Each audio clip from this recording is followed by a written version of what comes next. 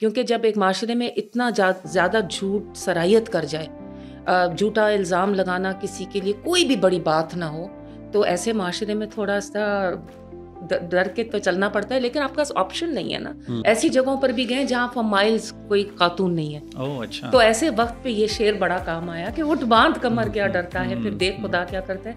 तो मैं आपको जो बात कह रही थी कि जो बिगेस्ट प्रोटेस्ट जो मैंने देखी है इन दीज 25 ईयर्स, एक तो APS के लिए लोग निकले थे धड़ाधड़, वो one of the biggest protest थी इस्लामाबाद की।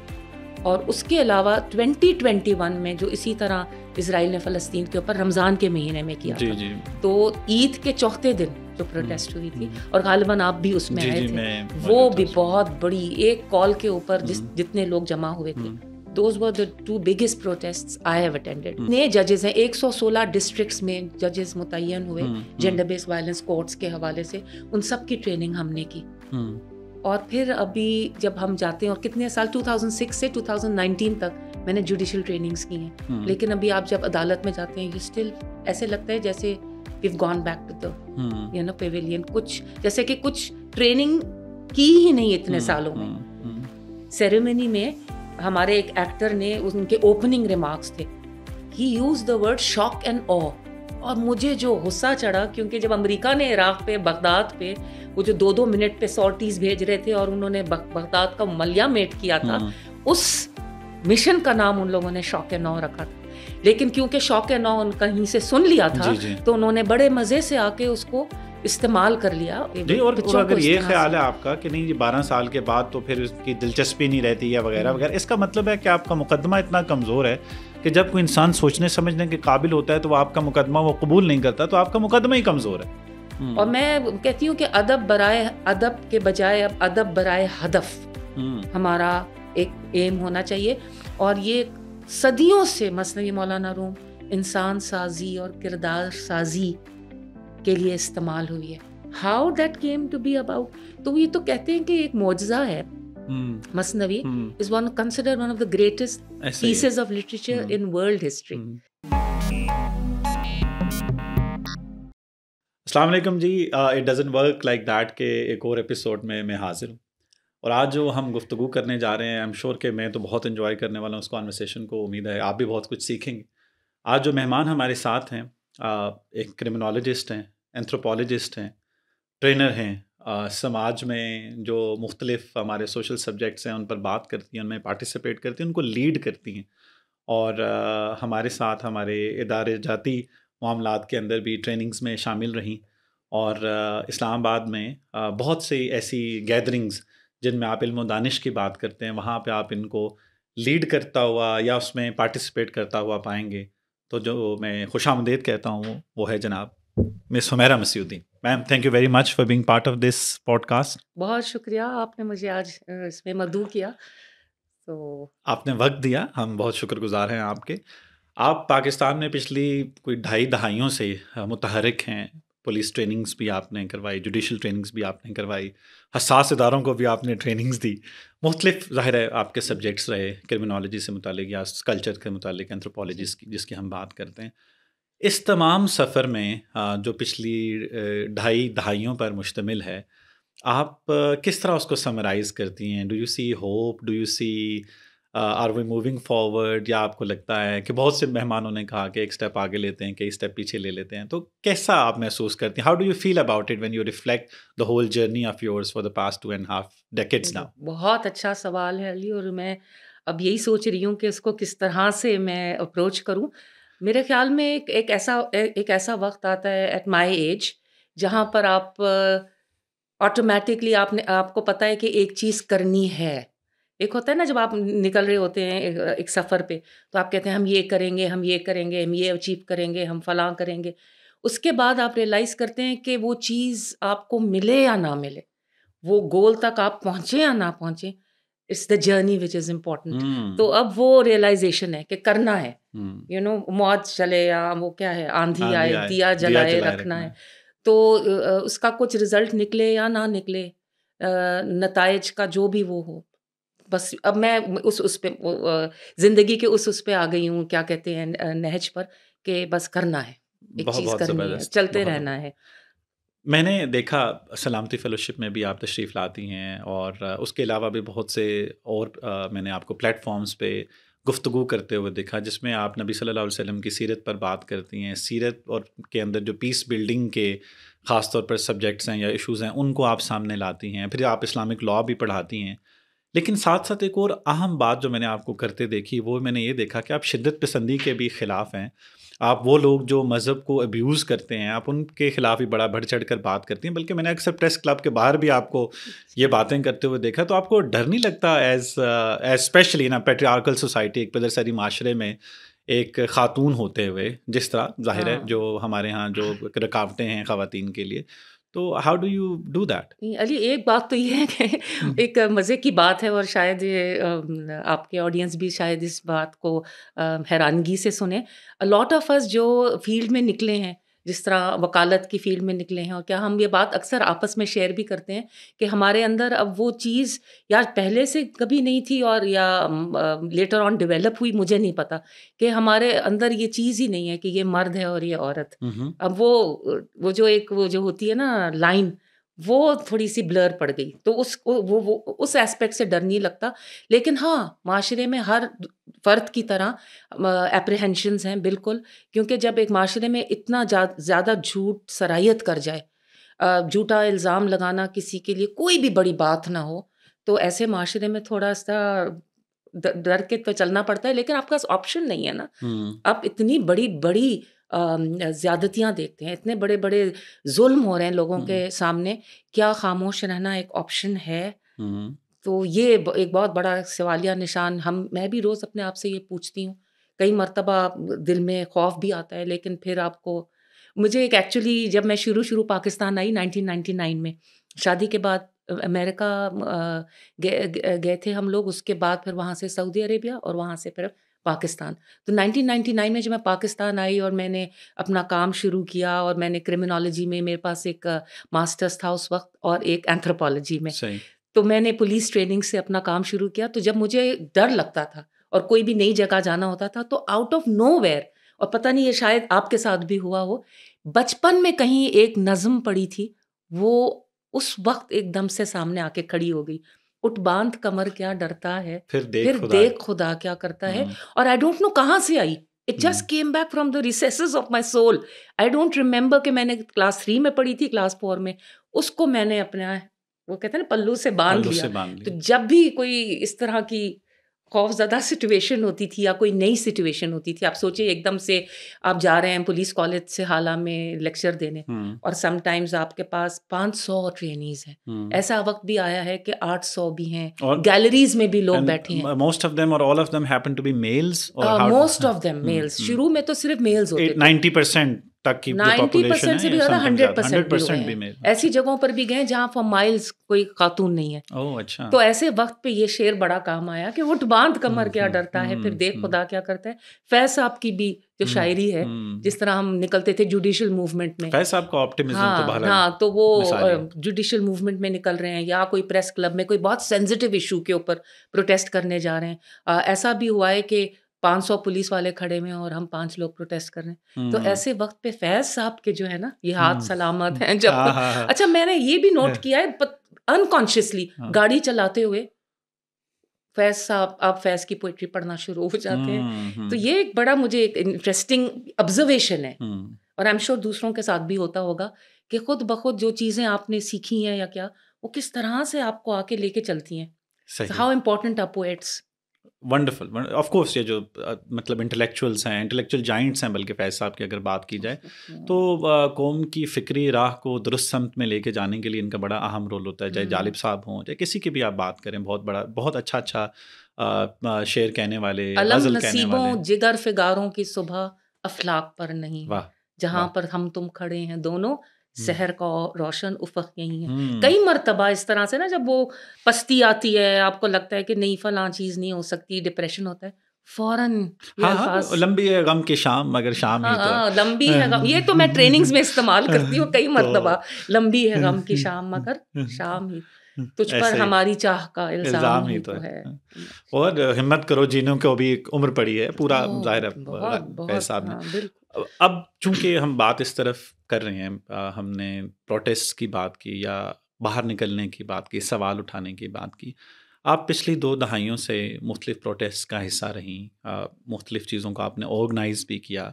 इस्लामाबाद की सिविल सोसाइटी की अगर मैं थोड़ा सा पर्टिकुलर क्वेश्चन करूं, डू यू थिंक सो कि हमारी सिविल सोसाइटी एज अ, मैं उस सिविल सोसाइटी की बात नहीं कर रहा हूँ जो 8-10 लोग, 8-10 चेहरे आपको हर जगह नज़र आते हैं, हम्म, गुड, अच्छा है कि वो वहाँ मौजूद होते हैं, हम्म, लेकिन जनरल हम्म। As a society, as a community, do people come out to raise their voices for such नहीं कॉजेज? नहीं, बहुत इफ मुश्किल नॉट, से। क्या रीज़न है? मैं आपको एक बात बताती हूँ, डायनामिक्स जो है ना, जिस तरह लोग कहते हैं कि इंग्लिस्तान में या लंदन में थ्रू आउट ये जो जेनोसाइड का पूरा ये एक साल रहा है, 2023 से अब तक, जी। तो हर दूसरे हफ्ते लंदन में प्रोटेस्ट होती थी और हुँ। Thousands of people. जी, एक सॉ ऐसी दैट। प्रोटेस्ट में मेरी बेटी भी अभी रिसेंटली गई और उसने कहा कि इतने लोग थे, इतने लोग थे, इतने लोग थे कि मैं बयान भी नहीं कर सकती, क्योंकि वो एक ऑर्गेनाइज्ड सोसाइटी है। हुँ, हमारे पास भी जब बहुत ज़्यादा एनजीओज़ होती थी, मुझे, मैं आपको अगर अली बताऊँ, मेरी जो पिछली डायरीज़ मैंने सारी भी ज़ाया की हैं, तो उनमें लिखने की जगह नहीं होती थी, इतना काम होता था। हुँ, उनको बाकायदा under a design in NGOs का काम ख़त्म किया गया, फंडिंग को ड्राई अप किया गया, क्योंकि आपको पता है डेवलपमेंट साइड पे जो नॉन गवर्नमेंटल ऑर्गेनाइजेशंस हैं, वो काम ह्यूमन राइट्स पे करते थे, या तो हुँ, फ्रीडम ऑफ एक्सप्रेशन पे हो रहा है या universal declaration of human rights पे हो रहा है। Somewhere out there are certain quarters who, who do not want कि हुँ। अवाम में आगही हो ह्यूमन राइट्स की। अपने आंखों के सामने हमने ये इदारों को ख़त्म होते देखा, और तो सिविल बहुत सोसाइटी श्रिंक होते-होते बहुत श्रिंक हुई। तो जब ये एनजीओज़ होती थी, तो उसमें आसानी ये होती थी कि आपका एक मैसेज गया और हर एनजीओ जो है अपने 10-20 लोगों को, अपने वॉलंटियर्स को, अपने इंटर्न्स को, अपने, तो वो एक कोई भी कॉल होती थी। जिस तरह बलूचिस्तान में, अगर आपको याद हो कि एक सेनेटर साहब थे बलूचिस्तान के, उन्होंने डिफेंड किया था उनकी जी। फैमिली में वो जो बच्चियों को जिंदा जी, जी। जी, जी। दफन कर दिया था, जी। ऑनर जी, किलिंग। Honour killing. तो फिर उनको जो, मैं वो उनको पार्टी का नाम नहीं लेना चाहती, लेकिन खैर उनको फिर मिनिस्टरशिप दी गई थी। तो हम सारे निकले थे, मुझे याद है आप पारा के पास प्रोटेस्ट हुई थी, हुँ, इतनी खवातीन आई थी, इतने लोग आए थे। तो उसका एक वो ये डायनामिक भी था उसके अंदर कि एनजीओज उस ज़माने में बहुत मुतहर्रिक और फ़ाल थी। अब तो हुँ, आप उँगलियों पे गिन सकते हैं हुँ। जो कि आपके ये एनजीओज इदारे हैं। बाकी रह गई हैं। हाँ, ठीक है, तो एनजीओज़ को उसका भी एक हुँ, असर है। तो सही। वहाँ पर जो ऑर्गेनाइज़ सोसाइटीज़ हैं, लंदन हो गया, न्यूयॉर्क, जहाँ पर भी इस किस्म के लोग इस तरह से और इतने बड़े नंबर्स में निकलते हैं, it is because it is organised in a certain way.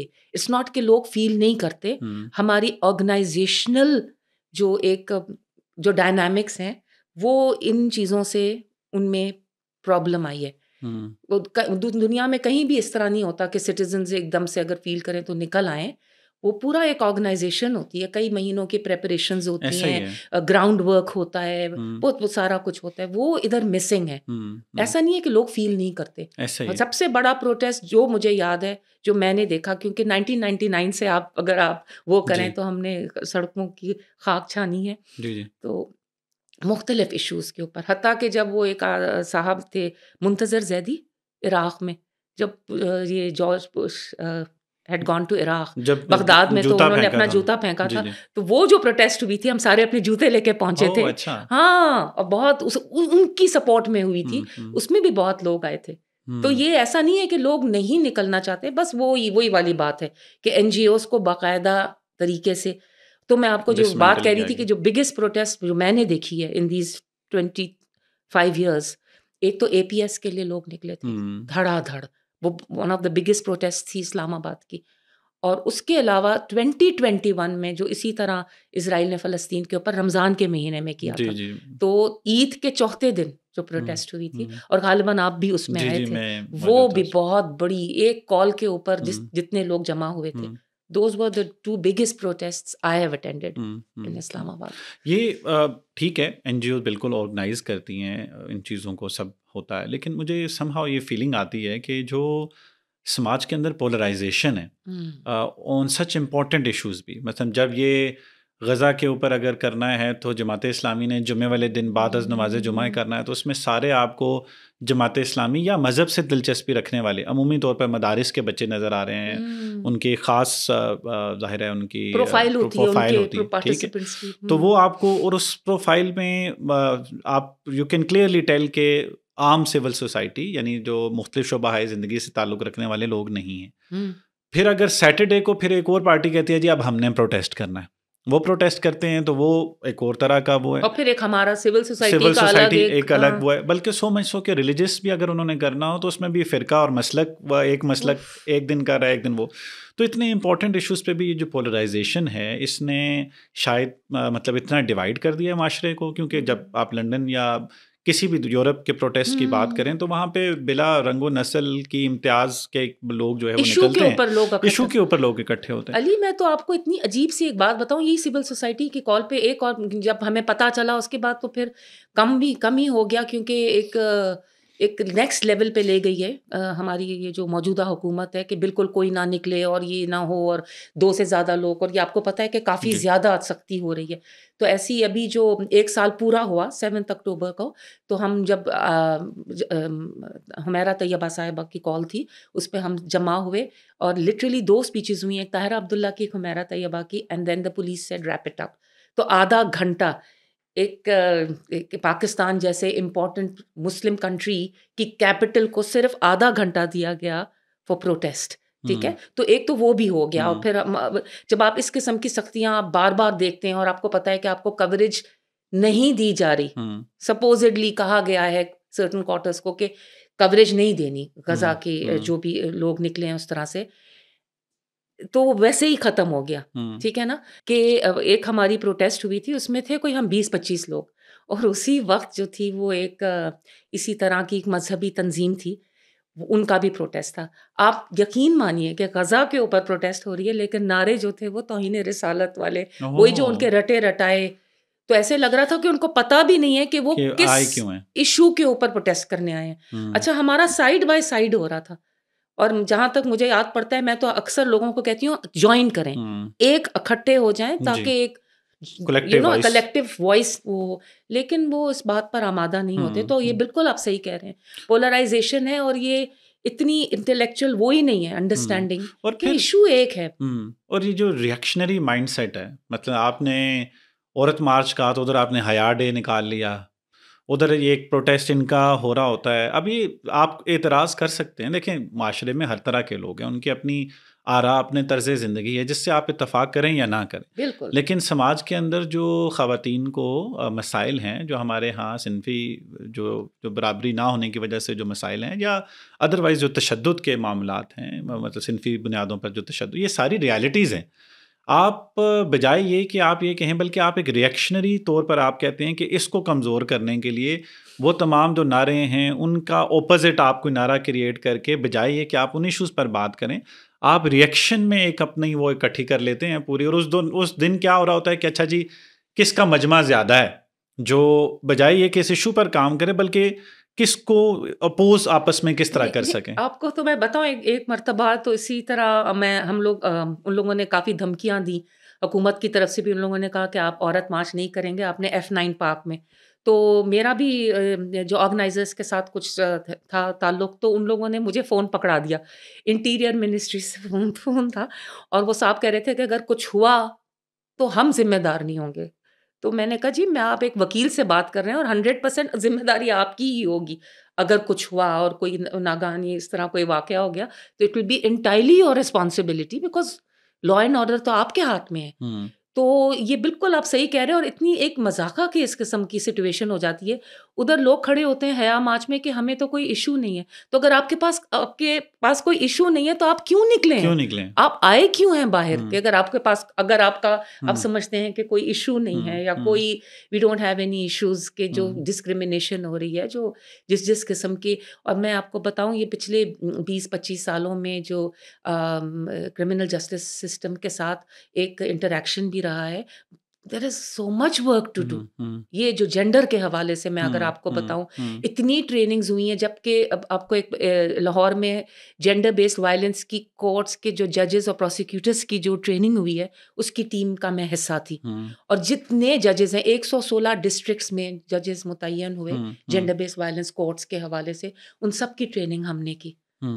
और फिर अभी जब हम जाते हैं, और कितने साल 2006 से 2019 तक मैंने जुडिशल ट्रेनिंग्स की हैं, लेकिन अभी आप जब अदालत में जाते हैं, यू स्टिल ऐसे लगता है जैसे we've gone back to the pavilion, कुछ जैसे कि कुछ ट्रेनिंग की ही नहीं इतने सालों में। तो इतना कुछ काम करने को है, फिर जो आवाज़ उठाता है उसके ऐसा रिएक्शन आता है कि समझ नहीं आती। एक दफ़ा मैंने ये भी प्रपोज किया वन ऑफ द मीटिंग्स में, औरत मार्च में, कि ऐसे कोई नारे हो सकते हैं जो कि कंट्रोवर्शियल ना हो, या जिनको लोग लेकर ये ना कहें कि ये देखें ये किस तरह बेहुदा नारा है। वो लड़कियों ने इतनी एक पते की बात की, उन्होंने कहा हम जो भी नारा लगाएंगे उसको ये कंट्रोवर्शियल बना देंगे, सो माइट एज वेल से इट एज इट इज। मैंने अली एक छोटा सा एक्सपेरिमेंट किया।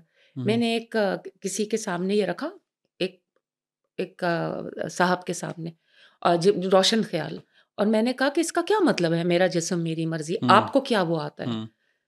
तो उन साहब ने कहा कि ये तो ऑटोनॉमी की बात हो रही है। उनका माइंड गया ही नहीं उन sorry to use the word गलीज बातों की तरफ। मैं सुन रही थी, एक साहब कह रहे थे अच्छा ये बहुत ही उनका एक अजीब सा टेक था उस पर, गया ही नहीं। एक पढ़ा लिखा इंसान, वो भी कोई बहुत मजहबी किस्म के इंसान, उन्होंने कहा ये तो एक ऑटोनॉमी की बात हो रही है जो कि इंसान के पास होनी चाहिए। तो वो आप किस एंगल से आ रहे हैं, तो फिर मैं समझ गई। मैंने कहा अगर प्रोडक्टिव राइट्स के हवाले से हो, बल्कि जब इस पे मेरा जिस्म मेरी मर्जी पे एक मशहूर स्कॉलर साहब ने जब उन्होंने आगे से कहा कि अगर तुम्हारा जिस्म तुम्हारी मर्जी, फिर मर्द का जिस्म मर्द की मर्जी, वो जो मर्जी करे तुम्हारे साथ, ये ऑन रिकॉर्ड मौजूद है। तो आप सोचें, आप अंदाजा कीजिए इनकी इंटरप्रिटेशन और अंडरस्टैंडिंग का। एग्जैक्टली तो आप जिस एंगल से आते हैं, किस तरह की आपकी सोच है माशरा की, मुझे तो ये पूरा इंडाइटमेंट लगता है ऑन आवर एजुकेशनल सिस्टम। हमारा जो एजुकेशन तालीमी निज़ाम है ना, उसका ये बहुत बड़ी इंडाइटमेंट है उसकी। अब मैं यहाँ पे थोड़ा सा कैंसल कल्चर को जहन में रखते हुए, कैंसल कल्चर भी ना, आप जैसे इन चीज़ों पर बात करते हैं तो कुछ दूसरी इंतहाएँ भी हैं जो कहती हैं कि नहीं जी ये चीज़ ऐसी ही होनी चाहिए। माशरे के अंदर या जिस समाज में आप जिन मसाइल का सामना कर रहे होते हैं उनकी अपनी कुछ रियलिटीज़ हैं। हिकमत के साथ, विजडम के साथ एक आप वाइजली चीज़ों को आगे लेके चलते हैं, आप एलाइज प्रोड्यूस करते हैं, आप कैटलिस्ट लेके साथ अपने चलते हैं जो आपके जो अमल है उसको तेज़ करें, ना कि आप नफ़रतों की जो दीवारें हैं उनको खड़ा करें। अक्सर जब हमारे यहाँ कोई भी सोशल इशू है उस पर हम अपने नारे स्लोगन्स लेने हों या उस पर हमने स्ट्रैटेजीज लेनी हो, आपको नहीं लगता कि अक्सर हम वेस्ट से सिंपल कॉपी पेस्ट कर लेते हैं उनको, बजाय ये कि कुछ इश्यूज जो हमारे बड़े इंडिजिनस हैं। मसलन मैं एक छोटी सी बात करूं, मेरा चूंकि पीस बिल्डिंग या काउंटरिंग एक्सट्रीमिज्म से मुतालिक मेरा कह लें कि मेरी दिलचस्पी है उसमें, तो जो मसाइल मैं कहूँ कि श्रीलंका में या तमिल टाइगर्स के जो शिद्दत पसंदी थी वो तालिबान की शिद्दत पसंदी से मुख्तलिफ है। बिल्कुल उनकी बुनियादें उस मुख्तलिफ हैं जो पंजाबी तालिबान की थी, उनकी जो पश्तून तालिबान है उनके और तरीके वो होते, तो हर तरीके को आपने देख के चलना होता है। तो हमारी सिविल सोसाइटी अक्सर देखने में ये आता है कि वो नारे जो कि वर्ल्ड पावर्स में या वर्ल्ड लिबरल ममालिक के अंदर आम हो रहे होते हैं, आप समझते हैं कि आप बिल्कुल एज इट इज़ उनकी स्ट्रगल पिछले 200 साल की उस नारे तक आई होती है और आप डे वन वहाँ से शुरू करना चाहते हैं।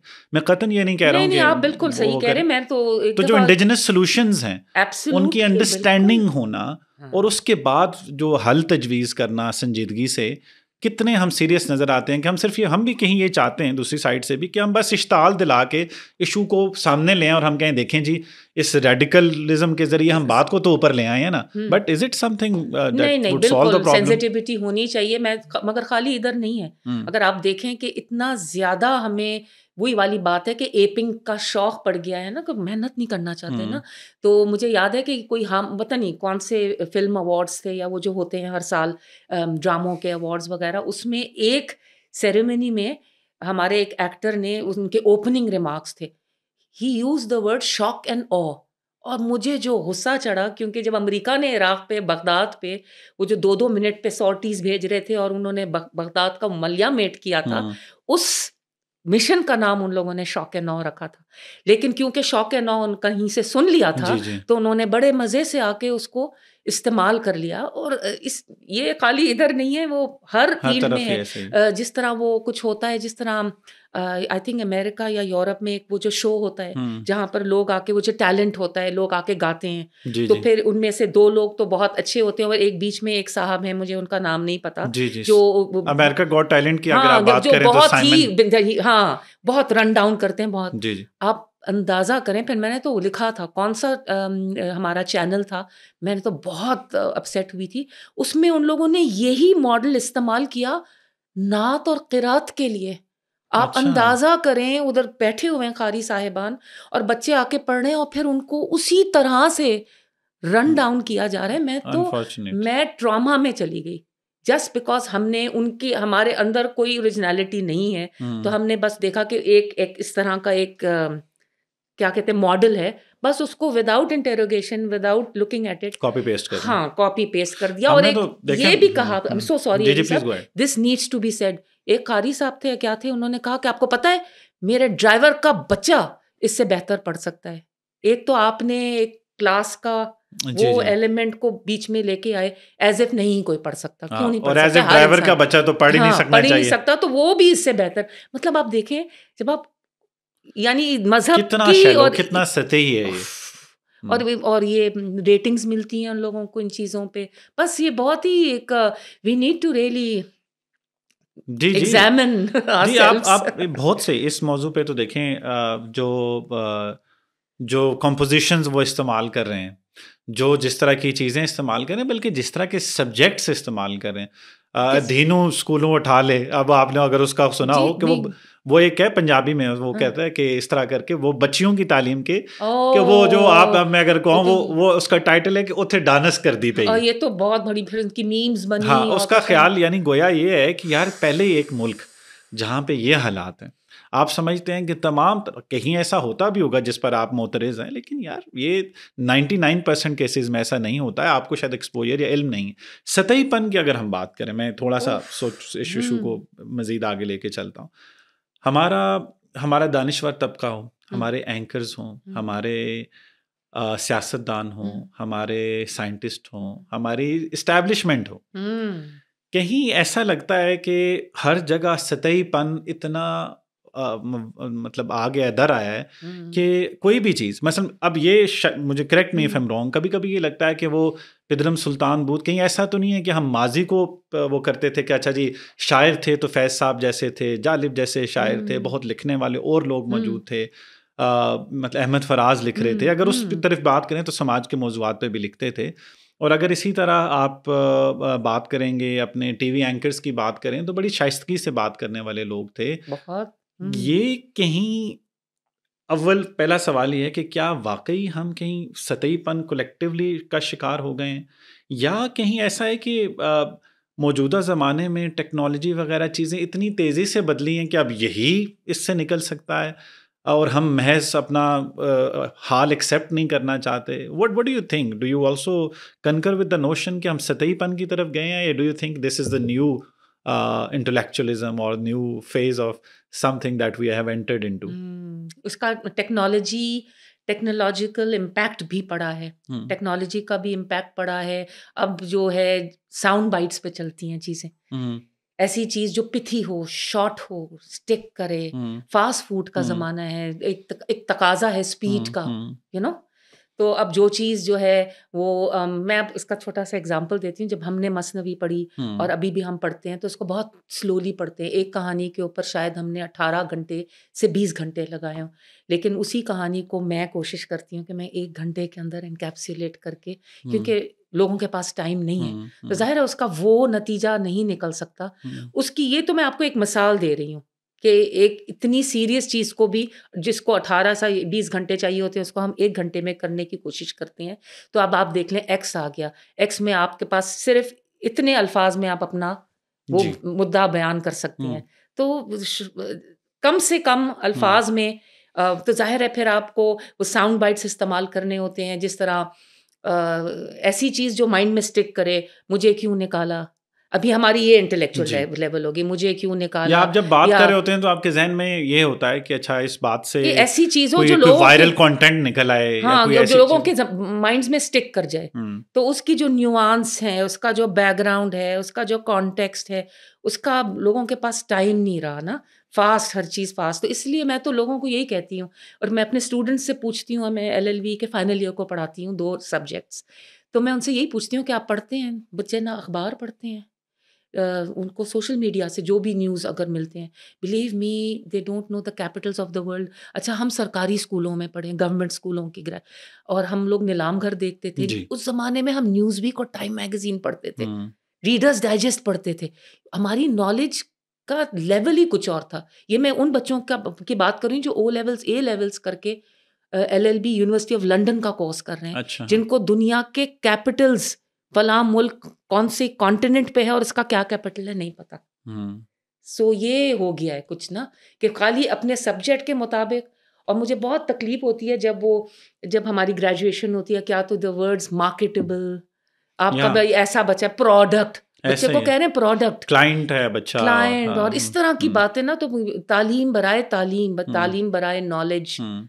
जो है ना, from the cradle to the grave. हम्म। हमने एक बहुत इंटरेस्टिंग चीज़ की, maybe you will enjoy this story. हमने 2-3 साल पहले टीएमयूसी में मैंने उनको एक सवाल दिया। एक स्कॉलर थे जो कि डेथ बेड पे थे, आखिरी सांसें चल रही थी। तो एक और स्कॉलर अंदर दाखिल हुए, तो हम्म। उन्होंने कहा मुझे वरासत का फलां मसला समझ में नहीं आया था, वो मुझे समझा दो। तो उन्होंने कहा तुम तो डेथ बेड पे हो, तुम्हारी आखिरी सांसें चल रही हैं। तो उन्होंने जवाब दिया, I don't want to meet God not knowing something I could have known.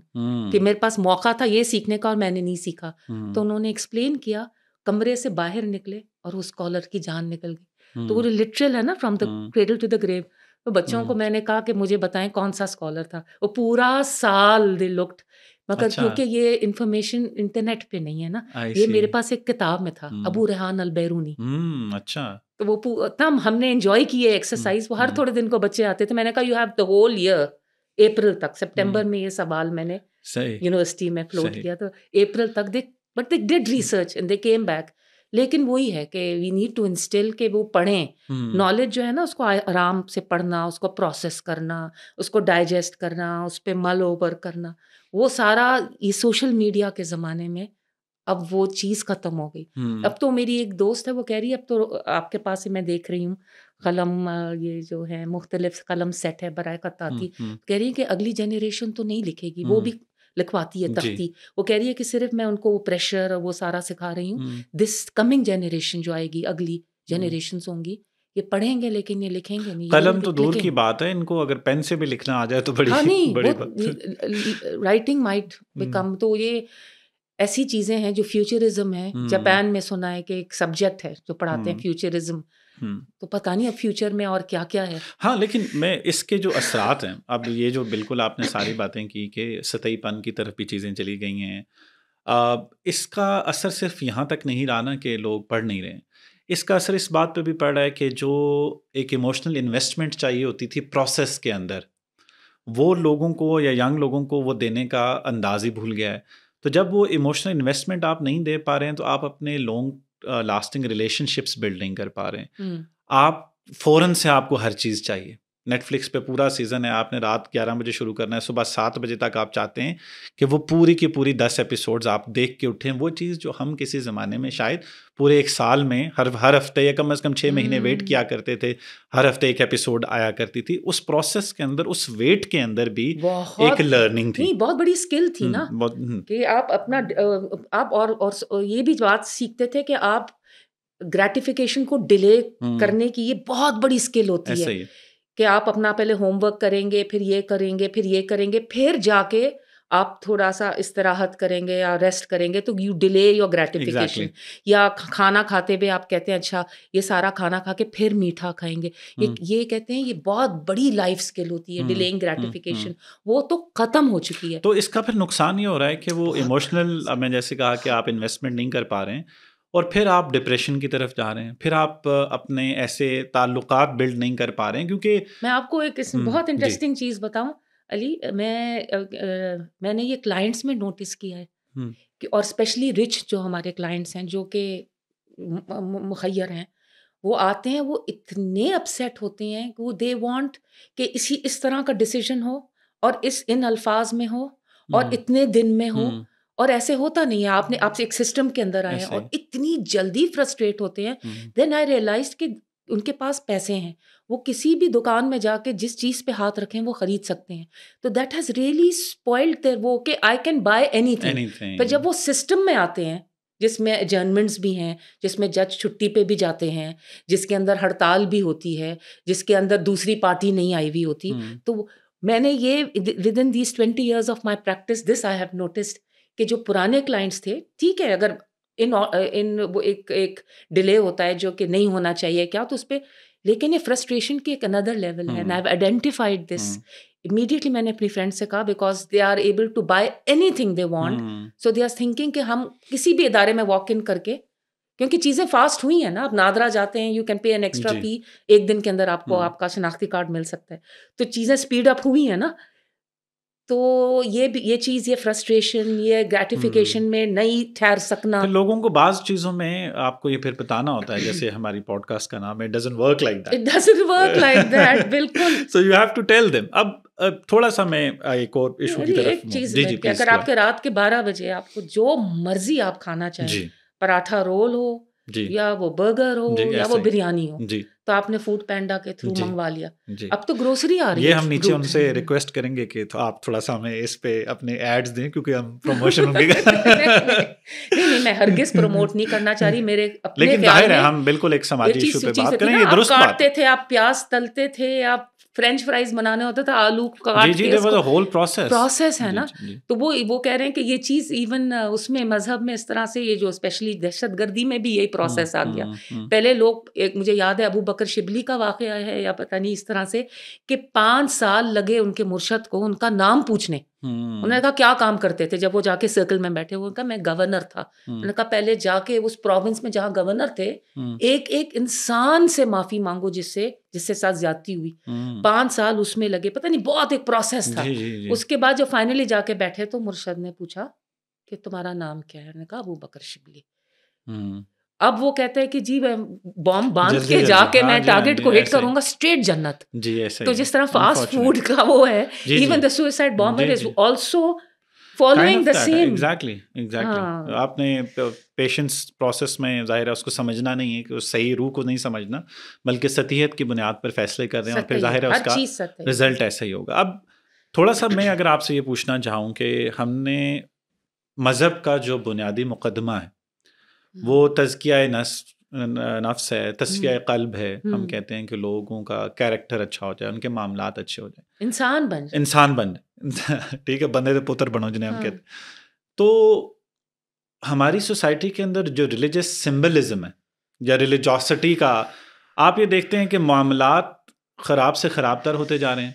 आप किसी भी शोबे में चले जाएं, आपका गवर्नमेंट ऑफिस में वास्ता पड़े, प्राइवेट ऑफिस में किसी से कोई काम आप करा लें, वर्कमैनशिप देखें या जो भी देखें, जिस तरह से भी आपके पास जो चीज़ें हैं वो बड़ी ही सतही लेवल पे, कोई भी चीज़, कोई भी प्रोडक्ट, कोई भी काम आपको क्वालिटी वाला नहीं मिलता।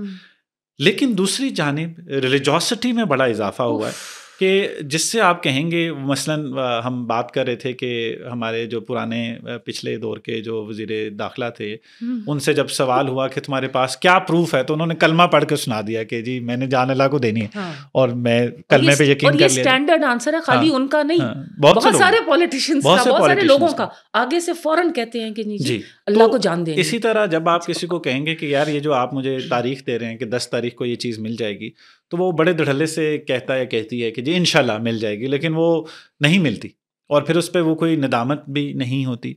फिर इसी तरह आप जितने भी, चाहे जजेस हैं, चाहे ब्यूरोक्रेट्स हैं, चाहे हमारे मिलिट्री के जो अरबाब हल-ओ-अक़द हैं, आपको हर चीज़ के अंदर रिलीजॉसिटी मतलब वो इतनी मिल रही है कि कोई भी बात उन्होंने करनी है तो फुल डोज के साथ आपने वो इतना ज़्यादा वो किया हुआ है, लेकिन वो बात कहीं माशरे में ट्रांसलेट नहीं हो रही है। बल्कि सवाल लंबा हो गया कि वो खातून ने डॉक्टर जाकिर नाइक साहब तशरीफ़ लाए थे, तो उसने कहा कि हमारा माशरा जो क्लेम करता है बड़ा मजहबी है, तो जनाब लेकिन माशरे में तो हो ही रहा है। तो जाकिर नाइक साहब ने आगे से जवाब दिया कि क्या शाहकार जवाब दिया उन्होंने कहा आगे से कि भाई है ही नहीं तुम्हारा माशरा मजहबी। मतलब शायद अगेन जिस तरह का वो तो ये where are we heading to? और I'll ये tell you, जिसको मैंने एक्सट्रीम जो है analyze रिलीजियोसिटी, ये क्यों है? People are they afraid, they no want a protection of no religion? और ये वही वाली बात है। I am so sorry to say, मैं नहीं ये लफ्ज़ इस्तेमाल करना चाहती। बहुत बड़े लॉयर थे, बहुत बड़े इंसान थे, जज भी रहे थे, जस्टिस समदानी साहब। उन्होंने एक बात की थी, उन्होंने बस ये 2 नंबरी पे उन्होंने बात बताई थी कि कौम में जिस तरह से ये 2 नंबरी फैली हुई है हमारी, और ये वही 2 नंबरी वाली बात है। और ये कि रिलिजियोसिटी जो आप कह रहे हैं ना, कि people are in love with the idea of being in love with religion. उनको ये आइडिया पसंद है, ये इन्होंने अपने आप को कन्विंस किया है, लेकिन वो उनको नहीं है। कोई दीन से लगाव नहीं है। मैंने इसको चीज़ को एनालाइज़ किया, इसी तरह एक एनजीओ के साथ एक उनका प्रोजेक्ट था एक्सट्रीमिज़्म पे, उसके लिए मैंने एक पेपर लिखा था। तो उसके इस्लामिक डिस्कोर्स में जो पीस के ऊपर जो आपको चीज़ें मिलती हैं और ज्यूल्स हैं spread all over Islamic discourse, तो उसके अंदर जब मैं सोचना शुरू किया, मैं अजीब बात है, आप वो करें कि हर नया चाँद पर नबी पाक सल्लल्लाहु अलैहि वसल्लम जो है एक दुआ करते थे, अल्लाहुम्मा अदखिलहु अलैना बिल अमनी वल ईमानी वस्सलामती वल इस्लामी, कि ये नया चाँद हमारे ऊपर आए, हम इस नए महीने में दाखिल हों अमन और ईमान के साथ, सलामती और इस्लाम के साथ। तो ये जो लिंक है, I found it very interesting. अमन एंड ईमान, सलामती एंड इस्लाम। फिर मैंने देखा, मैंने कहा इस्लाम ही इस्लाम है और ईमान ही ईमान है। जितने कुतुब खाने हैं, जितनी किताबें पब्लिश हो रही हैं, जितने प्रोग्राम हैं ऑन एयर रिलीजन के हवाले से, यानी कि एक मतलब तूफान बरपा है रिलीजन का, इस्लाम और ईमान का, और अमन और सलामती जो है वो नहीं है। और ये लिंक रसूलुल्लाह सल्लल्लाहु अलैहि वसल्लम दे रहे हैं। व्हाट अ ब्रिलियंट लिंक, अमन और ईमान, सलामती और इस्लाम। तो फिर that means definitely there is something wrong with the way we practice Islam and ईमान, क्योंकि ईमान अगर है तो अमन आना चाहिए, और इस्लाम अगर है तो सलामती आनी चाहिए। तो there is something definitely very wrong with the way we practise religion. आप क्या कहती हैं? आपको do you agree with this? जी ऑफ कोर्स मेरा तो नोशन ही ये था। देखें, इनपुट और आउटपुट के दरमियान एक कोरिलेशन होता है। कोई आप अमल करते हैं तो उसका एक आउटकम है। अक्सर चीज़ों को इससे डिटरमिन किया जाता है कि ये अगर आउटकम ये है तो ये चीज़ क्या होगी। मसलन अगर कोई केमिकल्स दो आप मिक्स करते हैं और आपको लगता है कि ये वाला केमिकल मिक्स करने से अगर पानी में मिक्स करें तो रंगत ये वाली आएगी, तो आपको ये डिटरमिन होता है कि अच्छा चूंकि ये ब्लू कलर की रंगत आई है तो लिहाजा ये वाला केमिकल। तो माशरे की रंगत को आप देख के बताएंगे ना, तो इसका इंग्रेडिएंट जो है वो सही नहीं है, बिल्कुल भी नहीं है। ठीक है। तो क्योंकि अगर आप इसको इवन किसी for somebody who does not understand religion, और जहाँ इस्लाम के स्पिरिट को वो ना भी समझता हो, तो वो जब ये माशरे को देखेगा तो वो कहेगा जो भी जिस चीज़ की तुम आमेजिश कर रहे हो वो चीज़ ठीक नहीं है। यानी the way you are adding into that, the way you are practicing, the way you are kind of advocating that, there is something wrong with it. उसके साथ तुम्हारी उस अंडरस्टैंडिंग के साथ तुम्हारे उस मसले के कोई चीज़ है, वरना तो इसका रिजल्ट ही आना चाहिए। अली, मैं एक रिसेंटली एक क्लिप देखा और मैं अभी तक ट्रॉमेटाइज्ड हूँ। मुझसे देखा नहीं जा रहा था, क्योंकि मेरे अंदर इंसान का एहतराम एक इतना एक फंडामेंटल एक किस्म की वो है ना, कि एक इंसान है, उसका बहैसियत इंसान, उसका एहतराम लाजिम है। और एक फ़ारसी का शेर है जो मैं अपनी ट्रेनिंग्स में भी इस्तेमाल करती हूँ, तन आदमी शरीफस्त बेजान आदमियत। इंसान का जिस्म मुशर्रफ है, मुकर्रम है, सिर्फ इस वजह से कि वो इंसान है। तन आदमी शरीफस्त बेजान आदमियत, ना हमी लिबास ज़ेबास्त निशान आदमियत। उसने क्या लिबादा ओढ़ा हुआ है, उसने क्या किया हुआ है, वो निशान नहीं है। तो ये क्लिप में था कि एक उस्ताद हैं और उनको वो कह रहे हैं कि he is a non Muslim, और सारे जो दूसरे टीचर्स हैं उस पर आवाज़ें कस रहे हैं, और वो सर झुका कर चलता हुआ जा रहा है स्कूल को छोड़ के, और ये सारे उसके पीछे पीछे और नारे लगा रहे हैं, और जिसके नाम पे नारे लग रहे हैं उनका ये कंडक्ट था, उनकी ये सुनना, उनकी ये सीरत थी कि वो जो लोग जिन्होंने जो मुनाफिक थे, एंड गालिबन ये वो लोग थे जिनकी लिस्ट थे, who tried to kill him, वो लिस्ट वाज नेवर रिवील्ड। मैं अक्सर इस चीज़ के बारे में सोचती हूँ, क्योंकि मैंने कोशिश करती हूँ कि सीरतुन नबी को इस तरह से हम इंटरप्रेट करने की कोशिश करें कि जो हमारे मॉडर्न डे इश्यूज़ हैं और वो डेफिनेटली फॉर ऑल टाइम्स है। तो वो उसको किस तरह से उनके ऊपर और इस तरह से वो अमेजिंग तरीके से फिट होते हैं नबी पाक सल्लल्लाहु अलैहि वसल्लम की ज़िंदगी के जो वो है, और उनको नए तरीके से इंटरप्रेट करना एंड ऑल दैट कि what was the intention of the profit. कि एक फिफ्थ कॉलम है, एक ट्रेटर्स हैं जो कह रहे हैं हम मुसलमान हैं, लेकिन वो नहीं है। उन्होंने कत्ल का भी मंसूबा बनाया और उनकी आप उनको जानते भी हैं, लेकिन क्या बात है कि आपने उनके नाम रिवील नहीं किए। अच्छा, सेफ्टी वैल्व को भी खुला छोड़ा, मतलब अमेजिंग। एक सहाबी के पास ये लिस्ट है, बट उनके ऊपर भी इंटरडिक्शन है कि आपने किसी को नहीं बताना। हजरत उमर उनसे पूछते थे कि क्या मेरी काबीना में इस लिस्ट में से तो कोई नहीं है? वो कहते थे हाँ है। अच्छा, फिर अगले दिन हजरत उमर ने जिन पे शक था उनको हटाया, कहते अब है? मैं कहा नहीं। अच्छा, फिर उनको गौर से देखते थे कि ये किसकी नमाज जनाजा में जा रहे हैं, किसकी नहीं, जस्ट टू सी। मगर क्या बात थी कि उनकी सेफ्टी को आपने इंश्योर किया, उनके ऊपर तौबा का दरवाजा भी खुला छोड़ा। वो जो कुरान की आयत है ना, इन्नमा अलैकल बलाग व अलैनल हिसाब, खबरदार, किस तरह से हम वो करते हैं, बैठ के जज करते हैं। मैं तो ये भी देख रही हूँ, एक मुफ्ती दूसरे मुफ्ती को किस किस किस्म से आप एक दूसरे के ऊपर इल्जामात लगाते हैं, उनको कंडेम करते हैं। तो मैं ये देखती हूँ कि we talk about the prophet सल्लल्लाहु अलैहि वसल्लम, we claim that we love him, लेकिन उनकी सीरत और उनकी सुन्ना से और हमारी जो प्रैक्टिसेस हैं उसमें एक गैप है। एक जज थे साहब, वो कह रहे हैं नहीं गैप नहीं है मैडम, गल्फ है।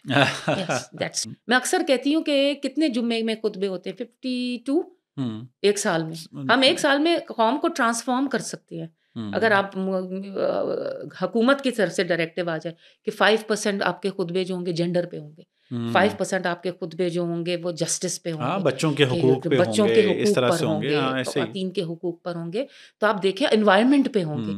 नहीं, मगर वो इसे कर सकते हैं, बस इस पे करने वही को बात तो है बहुत कुछ कर सकते हैं। Council of Islamic ideology should take the lead. I think खाली एक ऐसा अदारा नहीं होना चाहिए जो खाली देखे कि कौन से कवानीन बन रहे हैं, कौन से नहीं।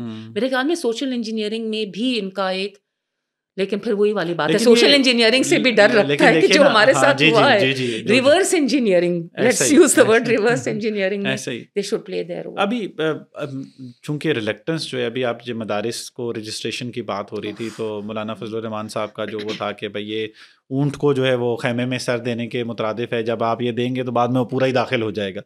तो ये ज़ाहिर है जो लोगों के असर रसूख इन्होंने कायम कर रखा है दहाइयों से, सदियों से बल्कि, तो शायद किसी तरफ भी ये विलिंगनेस नजर नहीं आती है कि चीज़ों को, इसकी भी पॉलिटिकल इकोनॉमी है जी, क्योंकि आपने खाली आप मजहबी तालीम दी, आपने कोई स्किल नहीं सिखाई, वो they are not able to earn. ऐसे ही तो फिर वो एक जमीन के टुकड़े के ऊपर एक मदरसा बनाएंगे, चंदा इकट्ठा करेंगे, जी, और वो उनका और वो हर बच्चा जो उसमें से निकल रहा है, जाहिर है उसकी फिर डिमांड मुसलसल क्रिएट करनी पड़ेगी क्योंकि आपने सप्लाई इतनी तैयार कर ली है। तो वो एक ऐसा विशियस साइकिल है, जब तक आपको आपके अरबाब इख्तियार जब तक ये फैसला नहीं करेंगे, they have to put there foot down कि इनफ। मैंने एक रिसर्च की थी अली, और गालिबन 3-4 साल पहले, पता नहीं और अब सिचुएशन क्या है। उस वक्त तो यही सिचुएशन थी कि जो मदारिस की का नंबर है केपी में, वो स्कूल्स सरकारी स्कूलों से ज़्यादा हो गया। अच्छा। तो द बैलेंस हैज़ टिप्ड। तो आप सोचें कि आगे जाके क्या होगा। दैट इज़ अनफॉर्चुनेट, क्योंकि ज़ाहिर है ये कोई स्किल्स सिखाने के ये कोई ऐसे इदारे तो हैं नहीं, ठीक है। और ज़ाहिर है जो क्लास सोशल क्लास अपने बच्चे अमूमी तौर पर मदारिस में दे रही है, वो सोशल क्लास है जो बच्चों को शायद खुद से पाल पोस भी नहीं सकती है। हमारे जो महल्ले की मस्जिद है उसमें अभी रिसेंटली एक बच्चा फेंट हो गया था, फिट पड़ा, और मौलवी साहब के मुंह से निकल गया, कहते आधे तो बच्चे बीमार हैं। He probably was talking about psychological issues. 4 बजे से आप सुबह से बिठा देंगे। भी मेरी काउंसिल ऑफ इस्लामिक आइडियोलॉजी में हमारी मीटिंग थी, एक बहुत अच्छा प्रोजेक्ट आपकी ही एक फेलो ने शुरू किया है मुख्तलिफ मदारिस में। तो उसमें जो ऊपर जो ओवरसीइंग बॉडी है उसमें मैं भी हूँ, तो उसमें हमारी बात हो रही थी। तो मैंने कहा जी मैं मजहब बेजार हरगिज़ नहीं हूँ, लेकिन मैं एक लेवल पे मदारिस का इस तरह से जो मॉडलिंग हुई है मदारिस के, मैं उसके खिलाफ हूँ। बिकॉज इट इज़ अननेचुरल कि 4 बजे सुबह से उठ के कोई बच्चा आप उसको कुरान पढ़ा रहे हैं। अच्छा, कोई और बच्चे को आपने नहीं बोला हुआ है, 4 साल के 5 साल के बच्चे को तुमने डॉक्टर बनना है, तुमने इंजीनियर बनना है, तुमने लॉयर बनना है। तो इस बच्चे को क्यों बोला गया है कि वो 6 साल की उम्र से आप उसको आलिम बना रहे हैं? उसको क्यों ये तो ये fundamental human rights broad based education जाहिर है होनी चाहिए, शायद वो जैसे फिर वो चूज करें कि वो किस फील्ड में जाना चाहते हैं, वो खिलाड़ी बनना चाहते हैं शायद, तो आप फोर्स नहीं कर सकते जी। और अगर ये ख्याल है आपका कि नहीं 12 साल के बाद तो फिर उसकी दिलचस्पी नहीं रहती या वगैरह वगैरह, इसका मतलब है कि आपका मुकदमा इतना कमज़ोर है कि जब कोई इंसान सोचने समझने के काबिल होता है तो वो आपका मुकदमा वो कबूल नहीं करता, तो आपका मुकदमा ही कमज़ोर है। ठीक है। और अगर ये है कि बाद में वो हिफ्स नहीं कर सकता, तो हमारे आर्मी चीफ जो मौजूद है उन्होंने भी मेरा ख्याल है हिफ्स 30 साल की उम्र के आसपास किया था अपने, अगर वो देखा जाए तो ऐसा भी नहीं। समवन जो 60 प्लस थे, जी जी, ऐसा नहीं है कि आप हिफ्स नहीं कर सकते या कुछ इस तरह से, लेकिन उसको एक वो बनाना और फिर बहुत ही इट्स वेरी वेरी सैड। मैं देखती हूँ मदारिस के बच्चों को तो मेरा दिल बहुत दुखिया होता है कि ये इनकी उम्र है, ये खेलने, दुख की बात है, ये दुख की बात है। इसकी वजह जाहिर है वहाँ पे जो होने वाला तशद्दुद है, वहाँ पे जो होने वाला अब्यूज़ है, ऐसा नहीं है कि स्कूलों में ये काम नहीं होता, लेकिन स्कूल में चूंकि बच्चे 8 बजे 9 बजे जाते हैं, 12-1 बजे वापस आ जाते हैं, वहाँ रहते नहीं। अमूमी तौर पर मदारिस का स्ट्रक्चर और तरह से होता है। ये भी एक मुहिम चली थी कि मदारिस में ओवरनाइट बच्चों को नहीं ठहराना चाहिए, जिस इलाके का बच्चा है वो उस इलाके के मदरसे में पढ़ के अपने घर वापस चला जाए। लेकिन यही बात है कि वो ऐसा हो नहीं सकता। पॉलिटिकल इकोनॉमी है, रिलीजन की भी, और फिर अर्बन सेंटर्स में जो इनफ्लो ऑफ कैश है, रिसोर्सेज हैं वगैरह वगैरह, बहुत से। खैर ये एक अलग मेरा ख्याल है नशिस्त का मुतहम्मिल है ये टॉपिक। मैं वक्त के इंटरेस्ट में थोड़ा सा चाहूँगा कि मैं डिस्कशन को थोड़ा सा इस तरफ लेके आऊँ, because I know you have a huge admiration and love for the poetry of Rumi and Iqbal. बल्कि मैं आपके कुछ सेशंस में भी शामिल रहा जहाँ पे आपने रूमी के जो है वो मुख्तलिफ चीज़ों को देखा, एकदम मेरे अंदर एक खुशी की लहर दौड़ गई। तो वो मैं चाहूँगा कि I would want to know कि ये कैसे आपके अंदर ये वाला इंटरेस्ट पैदा हुआ, and how do you use that interest of yours in this social positive construction of the society and the people you engage with? क्या ये just a labor of love, शौक के लिए आप करती हैं? This is something that you find enriching enough to that could possibly positively transform the society. जैसे आपने ये टॉपिक छेड़ा, मेरे वो नुसरत फ़तेह अली का है शायद, वो जो है कि आफतों के दौर में चैन की घड़ी है, तो वो चैन की घड़ी है। दिस इज़ लाइक वाक़ई में अली 2013 की गालिबन बात है, 2012 की, कुछ ख़ास एक होता था प्लेटफॉर्म, वहाँ पर हमारी जो मेंटोर है, हमारी टीचर हैं शज़रे हुसैन, वो इंट्रोड्यूस्ड अस, क्योंकि बहुत कोशिश की थी, सुनते थे ना बचपन से एक चीज़ है मसनवी। तो मैं जब अमेरिका भी निकल रही थी शादी के बाद, तो मैं अपने साथ मसनवी मौलाना रूम की सिलेक्टेड रीडिंग्स साथ ले गई, ना उसका सर समझ आए, ना टांग ना पैर, कुछ समझ नहीं आया कि मुतफर्रिक कहानियाँ हैं। फिर जब मेरे बच्चे छोटे थे, मैं 80 कहानियाँ लेके आई थी, तो वो मैंने उनको पढ़ के भी सुनाई, लेकिन समझ उस तरह से नहीं आया कि क्या कॉन्टेक्स्ट है, क्या है। फिर 2012 में शज़रे हुसैन ने ये सर्कल शुरू किया, मेवलवी थ्रेशोल्ड ना, तो वो लेटर ऑन उसमें ये कोई इंटरनेशनल वो है मेवलवी थ्रेशोल्ड सोसाइटी, उसके नीचे चैप्टर्स हैं, एक लंदन में है, एक इस्लामाबाद में, इस तरह से। तो इधर के जो तो उनके साथ मसनवी पढ़ने का इत्तेफाक हुआ, और 2019 तक मुझे दिल चाहा कि मैं अब ये चीज़ आगे शेयर करूं, तो स्पेशली यंग लोगों के साथ ना, बिकॉज मैं भी इसी तरह क्यूरियस होती थी क्या चीज़ तो इसकी रेलेवेंस है आज के दौर के साथ। Ali, it is not just relevant, it is current. अभी रिसेंटली मैंने एक किया है, प्रोपेगेंडा पे था। अच्छा। तो मैंने सोशल मीडिया के उस ऊपर जो हो रहा है और प्रोपेगेंडा, और स्पेशली ये जो पूरी जो वॉर हुई है, and the Palestinians have one this war hands down, जो मीडिया वॉर थी वो तो पूरी दुनिया अगेंस्ट हुई है इसराइल के, except maybe a few individuals, पूरा वर्ल्ड ओपिनियन इनकी तरफ गया है। तो उसके ऊपर, उसके साथ रिलेट करते हुए मसनवी मौलाना रूम की जो पहली वॉल्यूम है, उसके अंदर एक स्टोरी है ऑन प्रोपेगेंडा, तो वो इट इज़ करंट। और मैं कहती हूँ कि अदब बराए अदब के बजाय अब अदब बराए हदफ हमारा एक एम होना चाहिए। और ये सदियों से मसनवी मौलाना रूम इंसान साजी और किरदार साजी के लिए इस्तेमाल हुई है। और ये एक कल ही मैं किसी का वाज सुन रही थी, साउथ अफ्रीका केप टाउन में किसी ने मस्जिद में, इमरान बिन हुसैन है बहुत बड़े स्कॉलर, ही वाज सेइंग कि खिज़र अलैहिस्सलाम की जो नॉलेज की एक्सट्रीम है उसको लेके चले हैं जलालुद्दीन रूमी, और फिर जलालुद्दीन रूमी की जो कॉन्शियसनेस है और स्ट्रीम ऑफ नॉलेज, उसका आगे जो मैनिफेस्टेशन है इकबाल। इनफैक्ट उन्होंने एक अपनी टॉक में कहा था कि the closest to Khizr in this part of the world अगर कोई आया है to Khizr's kind of knowledge, wisdom, हिकमत इज़ अल्लामा इकबाल। तो मैं एक छोटा सा एक मेरा फोरम है कॉल्ड इदराक, उसके ज़ेरे तहत मैं आई कीप डूइंग वर्कशॉप्स काफ़ी ज़माने से। मैंने कोविड में 3 वॉल्यूम्स पढ़ाई मसनवी मौलाना रूम की ऑन ज़ूम। तो किसी ने पूछा रिसेंटली कि आपने कोविड में क्या खोया, क्या पाया? मैंने कहा जी मैंने तो बहुत कुछ पाया, क्योंकि वो जो आइसोलेशन में और वो जो फोर्स्ड घरों में रहना था ना, उसके अंदर बहुत टाइम मिला टू टीच द मसनवी ना। तो मैं अगर आपको क्या बताऊं इसके लिए, अगर आप अलग नशिस्त करें, नशिस्त तो नहीं बिल्कुल, इसके लिए तो कई नशिस्तें दरकार हैं, लेकिन बहुत से लोग जाहिर है जो इंटरेस्ट लेते हैं इस सब्जेक्ट में और ये बात सुन भी रहे होंगे। What is the way, how can they come to know about, कैसे उन्हें कैसे पता चलेगा कि अगला सेशन आप कब करने जा रही हैं? मैं फेसबुक के ऊपर एडवर्टाइज करती हूँ, राइट, एंड देन चाय खाना जो है F6 में ज़्यादा उधर ही हम करते थे। तो is it weekly, monthly, by weekly? It is biannually or या 3 times a year, sometimes more, sometimes more। लेकिन ये कि दूसरे भी ग्रुप, सब ग्रुप्स हैं जिनके साथ हमारा चलता रहता है ना।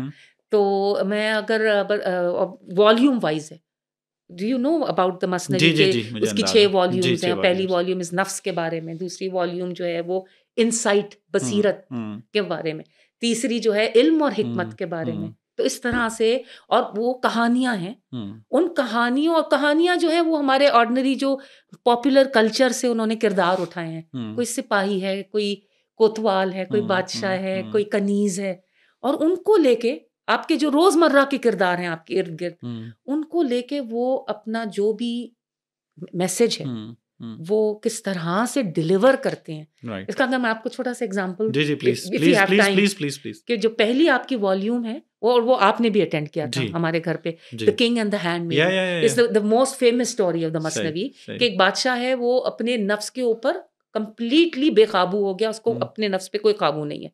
ये इसकी पहली कहानी है। फिर सारी कहानियां नफ्स को आपने कैसे काबू करना है, उनके मुख्तलिफ गुस्से को कैसे फला। उसका जो आखिरी कहानी है वो हज़रत अली करमल्लाहु वजहू की है, कि आप मैदान जंग में हैं और आप जोश में हैं। अब आप जोश, adrenaline is flowing through your blood, और आपने अपने दुश्मन को चित करके उसके ऊपर सवार हैं और तलवार भी खींच ली है। आप सोचें कि जोश की क्या लेवल है, और you are about to strike the death blow, कि वो आदमी आप पे थूकता है और आपको अपने नफ्स पे उस कदर कंट्रोल है, इस कदर कंट्रोल है कि आप अपनी तलवार खींच लेते हैं।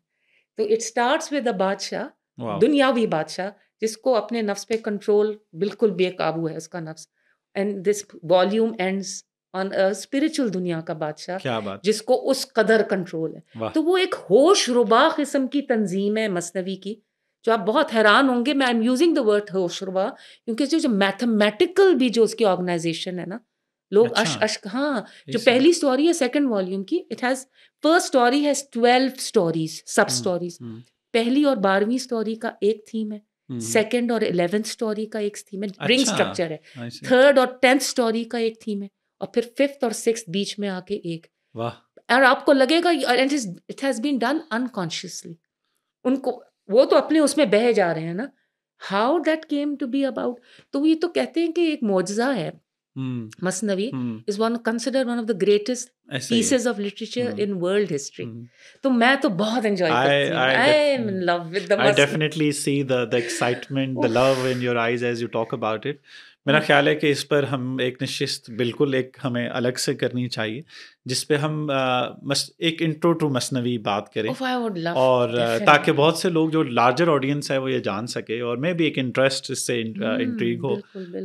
बहुत मज़ा आया आपसे गुफ्तगू करके, लिटरली आई एंजॉयड इट। पता नहीं चला कि 1 घंटा तकरीबन कैसे गुजर गया, और इतने डाइवर्स इश्यूज़ पर हमने बात की। The kind of excitement and the kind of attachment you have with those subjects, it's amazing. हमारी दुआ है कि आप इसी एनर्जी के साथ काम करती रहें, इंस्पायर करती रहें, और बहुत से यंग लोगों को, बच्चों को, बच्चियों को, लड़कों को, लड़कियों को, हर तबके को आप मुतासिर यूं ही पॉजिटिवली करती रहें, और इसी स्पिरिट के साथ करती रहें। और हमें खुशी है कि हम आपसे कनेक्टेड हैं, और आपने हमें वक्त दिया, ये गुफ्तगू की। मुझे यकीन है बहुत लोग जो इस बात को सुन रहे होंगे वो इससे मुतासिर होंगे, वो जानना चाहेंगे आपके काम के मुतालिक का। तो मुझसे अगर कोई लिंक्स वगैरह मैसर हो सकें तो I will be very happy to add them in the comment section, ताकि लोग कनेक्ट हो हाँ, सकें। एक YouTube पे थोड़े कुछ चीज़ों को मैंने डाला हुआ है।